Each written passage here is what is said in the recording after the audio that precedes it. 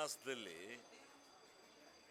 ಈ ವಿಧಾನಸೌಧ ಇತಿಹಾಸದಲ್ಲಿ ಯಾರಾದರೂ ಒಂದು ಆಡಿಯೋ ಸ್ಲಿಪ್ಪಲ್ಲಿ ಬಂದದ್ದಕ್ಕೆ ರಾಜೀನಾಮೆ ಕೊಟ್ಟಿರ್ತಕ್ಕಂಥ ಇತಿಹಾಸ ಇದೆಯಾ? ಸಾಕ್ಷ್ಯಾಧಾರಗಳು ಬಲವಾಗಿರಬೇಕಲ್ಲ. ಯಾರೇ ತಪ್ಪು ಮಾಡಿದರೂ ತಪ್ಪೇ. ಆದರೆ ಹಿಂದೆ ಎಷ್ಟು ಪ್ರಕರಣಗಳನ್ನು ನಾವು ನೋಡಿದ್ದೇವೆ. ಅಲ್ಲಿ 3-4 ಜನ ಮಂತ್ರಿಗಳು ತಪ್ಪು ಮಾಡಿದಾಗ ಇದೇ ಅಶೋಕ್ ಅವ್ರ ಮೇಲೆ ಬಂತು. ಅವರ ಪಿ ಎನೇ ಏನೋ ಮಾಡಿದ್ದಾರೆ ಅಂತ ಅದು ಸಾಬೀತಾಯ್ತಾ? ಕೊಟ್ರ ರಾಜೀನಾಮೆಯ? ಇಂಥವ್ರು ಎಷ್ಟು ಪ್ರಕರಣಗಳು, ಜೊಲ್ಲೆ ಅವರ ಪ್ರಕರಣ, ಇಂಥವು ಎಷ್ಟು ಪ್ರಕರಣಗಳು ನಡೆದಿದ್ದಾವೆ ಇವ್ರ ಕಾಲದಲ್ಲೇ. ಆಗ ಯಾರು ಈಶ್ವರಪ್ಪನವ್ರದ್ದು ಅಂದರೆ ಪ್ರತ್ಯಕ್ಷ ಸಾಕ್ಷಿ ಇತ್ತು. ಸಾಕ್ಷಿ ಇದ್ದದ್ರಿಂದ ರಾಜೀನಾಮೆ ಕೊಟ್ಟರಷ್ಟೇ. ಅದಾದರೆ ರಾಜಿ ಇಲ್ಲದೆ ಪ್ರತ್ಯಕ್ಷ ಸಾಕ್ಷಿ ಅವನೇ, ಆ ವ್ಯಕ್ತಿನೇ ಸಾಕ್ಷಿ, ಅವನೇ ಇದ್ದು. ಆದ್ದರಿಂದ ಇವತ್ತು ಇವರು ಮಾಡ್ತಾ ಇರ್ತಕ್ಕಂಥದ್ದು ಪೊಲಿಟಿಕಲ್ ಗೇಮ್. ಸರ್ಕಾರದ ಮೇಲೆ ಕೆಟ್ಟ ಸೋರಿಸ್ಬೇಕು, ಅವ್ರದ್ದು ಇದಿಲ್ಲ. ಆಮೇಲೆ ಈ ನರೇಗಾ ಏನು ಮಹಾತ್ಮ ಗಾಂಧೀಜಿ ನರೇಗಾ ಇದೆ, ಯೋಜನೆ ಇದೆ, ಅದನ್ನು ಇತಿಹಾಸದಲ್ಲಿ ಯಾರೂ ಬದಲಾಯಿಸಲ್ಲ. ಬದಲಾಯಿಸೋದ್ರಲ್ಲೂ ಅದರಲ್ಲಿದ್ದಂಥ ಕೆಲವೊಂದು ಮಾರ್ಪಾಡುಗಳನ್ನು ಮಾಡ್ಬೋದಾಯಿತು. ಯಾವುದಾದ್ರು ನ್ಯೂನ್ಯತೆಗಳಿದ್ದರೆ ಮಾರ್ಪಾಡು ಮಾಡ್ಬೋದಾಯಿತು. ಮಹಾತ್ಮ ಗಾಂಧೀಜಿ ಹೆಸರನ್ನ ತೆಗಿಲಿಕ್ಕೆ ಕಾರಣ ಏನು?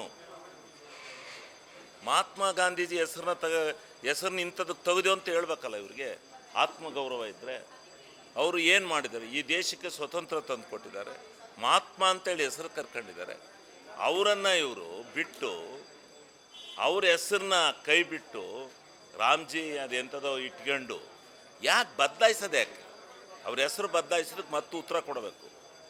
ಆಮೇಲೆ ಎರಡನೇದು, ಇಡೀ ಗ್ರಾಮ ಸ್ವರಾಜ್ಯ ಭಾರತ ದೇಶದ ಇತಿಹಾಸದಲ್ಲಿ ಮಹಾತ್ಮ ಗಾಂಧೀಜಿಯವರು ಹೇಳಿದ್ರು ಗ್ರಾಮ ಸ್ವರಾಜ್ಯ ಆಗಬೇಕು ಅಂತ ಹೇಳ್ತಾಯಿದ್ರು.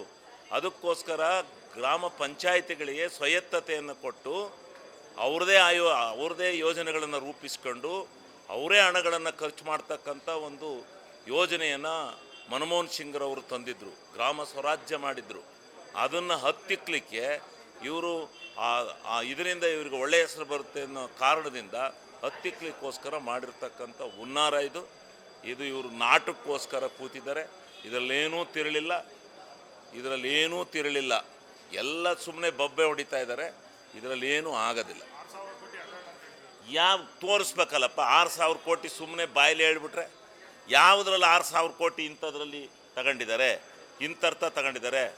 ಯಾರೋ ಒಬ್ಬ ಅಸೋಸಿಯೇಷನ್ನವರು ಹೇಳ್ತಾರಪ್ಪ, ಎಲ್ಲೆಲ್ಲೋ ನಡೆದಿರ್ಬೋದು. ಎಲ್ಲರ ಕಾಲದಲ್ಲೂ ನಡೆದಿದೆ.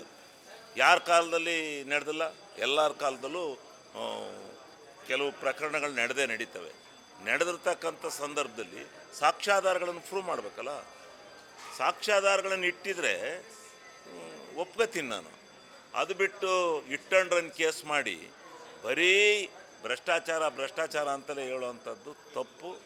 ಇದು ನಿಜವಾಗ್ಲೂ BJPಯವರು ಸರ್ಕಾರದ ಮೇಲೆ ಕೆಲವು ಜನಪರ ಕಾರ್ಯಕ್ರಮಗಳನ್ನು ಹತ್ತಿಕ್ಕಲಿಕ್ಕೋಸ್ಕರ ನಡೆಸ್ತಾ ಇರ್ತಕ್ಕಂಥ ಹುನ್ನಾರ ಇದು ಅಂತಕ್ಕಂಥದ್ದನ್ನು ನಾನು ಸ್ಪಷ್ಟವಾಗಿ ಹೇಳಲಿಕ್ಕೆ ಬಯಸ್ತೇನೆ.